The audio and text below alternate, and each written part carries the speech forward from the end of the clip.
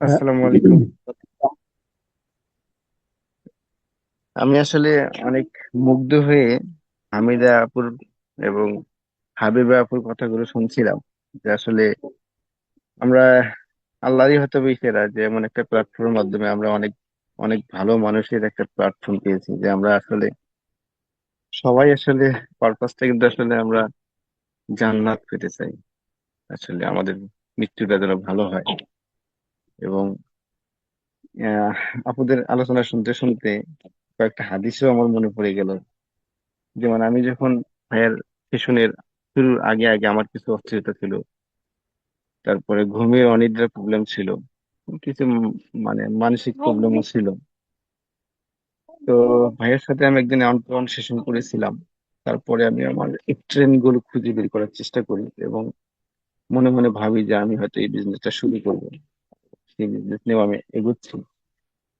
তো ভাইয়ের আপুদের কথা শুনে কিছু হাদিস আমার মনে পড়ে গেল।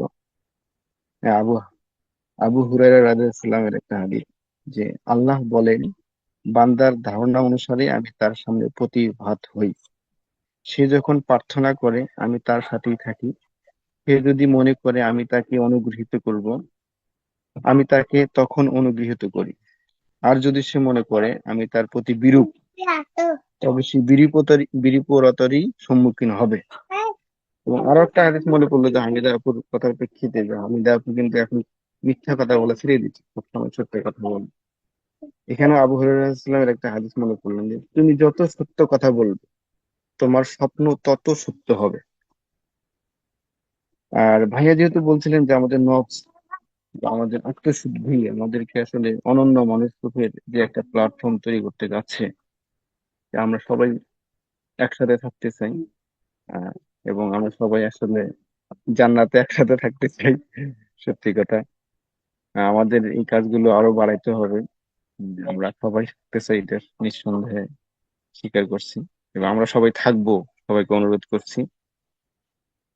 তো আমি বেশি কথা বলবো না।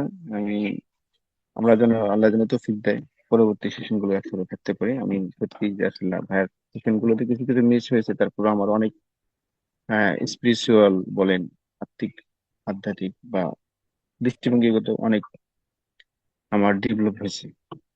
এটা আমি স্রষ্টার কাছে অনেক কৃতজ্ঞ এবং আমার বিশ্বাস যে তৌহিদ ভাইয়ের হাত ধরে আমরা অনেক দূর যেতে পারবো। তো সুযোগ দেওয়ার জন্য অসংখ্য ধন্যবাদ। আসসালামু আলাইকুম ওয়া রাহমাতুল্লাহ।